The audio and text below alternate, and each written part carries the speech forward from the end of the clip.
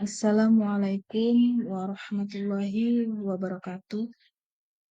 Perkenalkan, nama saya Nur Seniwati dari kelas C. Di sini saya akan menjelaskan paper tentang pendekatan teori konseling behavioristik dalam proses bimbingan dan konseling.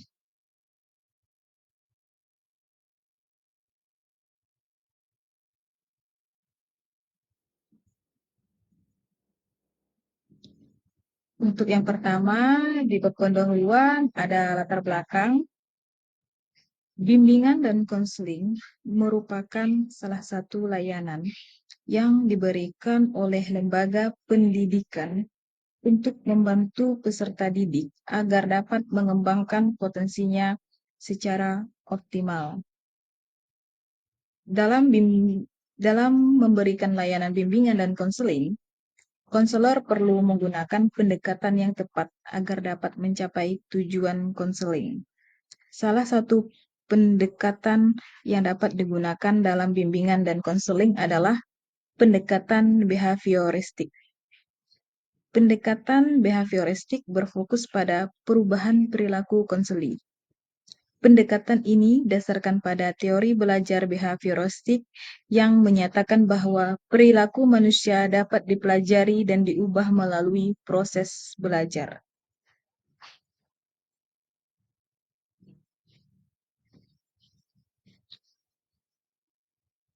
Yang kedua, rumusan masalah. Berdasarkan latar belakang yang telah saya uraikan, maka rumusan masalah dalam paper ini adalah yang pertama, apa saja konsep dasar konseling behavioristik? Yang kedua, bagaimana proses dan teknik konseling behavioristik? Yang ketiga, bagaimana aplikasi teori konseling behavioristik dalam proses bimbingan dan konseling?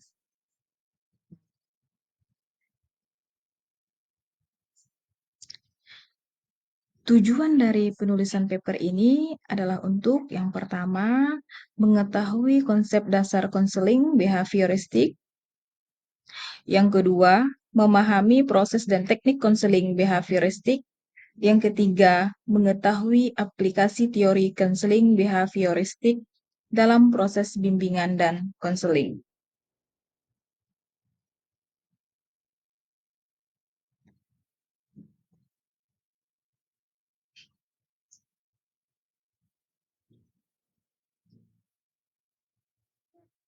Landasan teori dalam konseling behavioristik.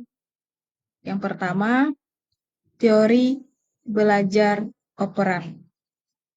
Teori belajar operan dikemukakan oleh B.F. Skinner. Teori ini berpendapat bahwa perilaku manusia dapat diubah melalui pemberian konsekuensi. Konsekuensi positif akan memperkuat perilaku, sedangkan konsekuensi negatif akan melemahkan perilaku. Yang kedua, teori belajar sosial dikemukakan oleh Albert Bandura. Teori ini berpendapat bahwa perilaku manusia dapat dipelajari melalui pengamatan terhadap perilaku orang lain.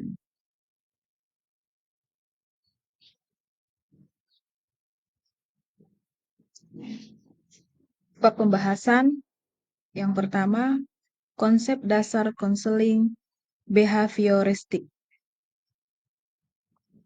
Konsep dasar konseling behavioristik antara lain yang pertama, perilaku manusia merupakan hasil belajar. Perilaku manusia terbentuk melalui proses belajar, baik belajar melalui pengalaman langsung maupun belajar melalui pengalaman orang lain. Proses belajar dapat terjadi melalui dua cara, yaitu pembiasaan. Yang kedua, pengkondisian operan. Yang selanjutnya, perilaku dapat diubah melalui Proses belajar. Perilaku yang terbentuk dapat diubah melalui proses belajar. Prinsip-prinsip belajar behavioristik antara lain prinsip penguatan. Prinsip penguatan adalah proses pemberian konsekuensi positif atau negatif untuk memperkuat atau melemahkan perilaku. Yang kedua, prinsip pengurangan stimulus. Pengurangan stimulus adalah proses menghilangkan atau mengurangi stimulus yang tidak diinginkan untuk melemahkan perilaku. Yang ketiga, prinsip penggantian stimulus. Penggantian stimulus adalah proses mengganti stimulus yang tidak diinginkan dengan stimulus yang diinginkan untuk memperkuat perilaku. Yang ketiga, perubahan perilaku dapat dicapai melalui penerapan teknik-teknik konseling behavioristik. Teknik-teknik konseling behavioristik adalah teknik-teknik yang digunakan untuk mengubah perilaku konseling. Teknik-teknik konseling behavioristik antara lain yang pertama, pembiasaan. Pembiasaan adalah teknik konseling yang digunakan untuk membentuk perilaku baru melalui pengulangan. Yang kedua, pengkondisian operan. Pengkondisian operan adalah teknik konseling yang digunakan untuk memperkuat atau melemahkan perilaku melalui pemberian konsekuensi. Yang ketiga, modeling. Modeling adalah konseling yang digunakan untuk mengajarkan perilaku baru melalui pengamatan. Yang keempat, desensitisasi sistematis adalah teknik konseling yang dapat mengatasi kecemasan melalui proses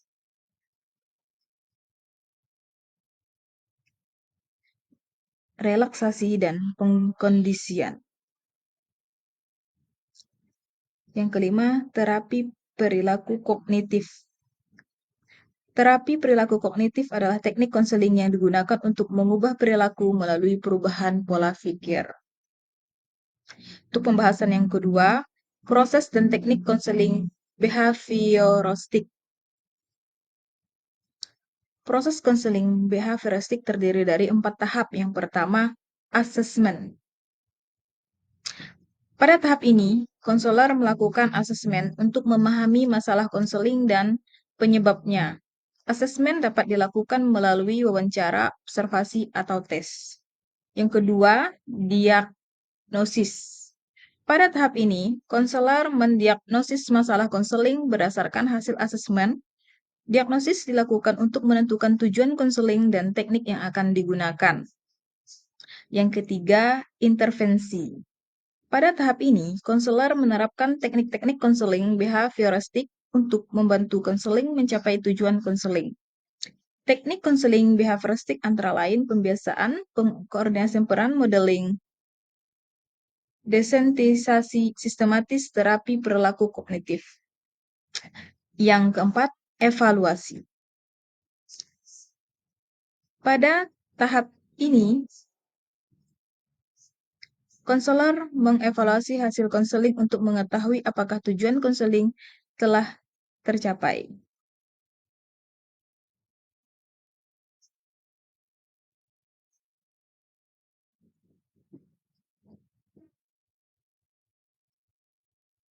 Pembahasan yang ketiga, aplikasi teori konseling behavioristik.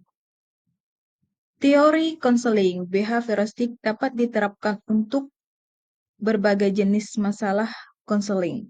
Yang pertama, masalah belajar. Konselor dapat menerapkan teknik pembiasaan untuk membantu konselor belajar lebih efektif. Misalnya, konselor dapat memberikan tugas-tugas belajar secara bertahap dan memberikan reward kepada konseling yang berhasil menyelesaikan tugasnya. Yang kedua, masalah perilaku.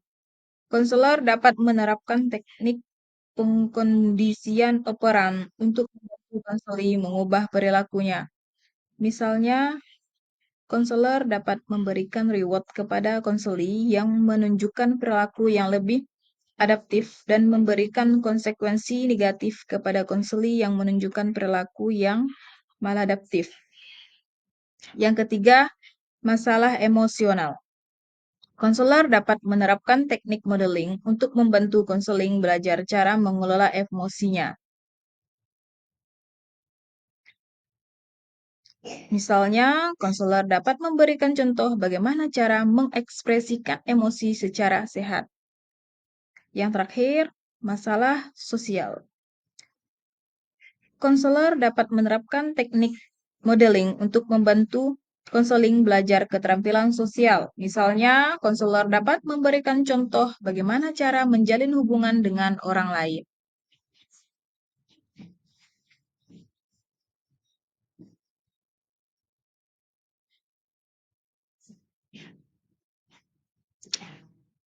Pembahasan yang selanjutnya, kelebihan dan kelemahan teori konseling behavioristik. Kelebihan dari teori konseling behavioristik. Yang pertama, efektif dalam mengubah perilaku. Konseling behavioristik telah terbukti efektif dalam mengubah perilaku konseli. Teknik-teknik konseli behavioristik yang tepat dapat membantu konseli untuk mengubah perilakunya yang maladaptif menjadi perilaku yang lebih adaptif. Yang kedua, mudah diterapkan. Teknik-teknik konseling behavioristik relatif mudah diterapkan oleh konselor. Teknik-teknik ini dapat dipelajari dan diterapkan dengan pelatihan yang relatif singkat. Yang terakhir, didasarkan pada teori yang telah teruji secara empiris. Teori belajar behavioristik telah teruji secara empiris melalui berbagai penelitian. Hal ini memberikan dasar yang kuat bagi konseling behavioristik untuk diubah dalam membantu konseli. Kelemahan dalam teori konseling behavioristik. Yang pertama, tidak memperhatikan aspek kognitif dan afektif konseli. Konseling behavioristik hanya berfokus pada perubahan perilaku konseli. Pendekatan ini tidak memperhatikan aspek kognitif dan afektif konseli seperti keyakinan, emosi, dan motivasi. Yang kedua, dapat dianggap terlalu kaku dan mekanis. Konseling behavioristik sering dianggap terlalu kaku dan mekanis. Pendekatan ini dianggap kurang memperhatikan aspek manusiawi konseling.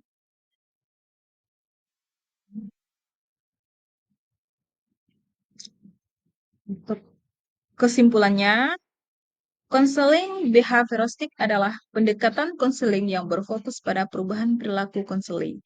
Pendekatan ini didasarkan pada teori belajar behavioristik yang menyatakan bahwa perilaku manusia dapat dipelajari dan diubah melalui proses belajar.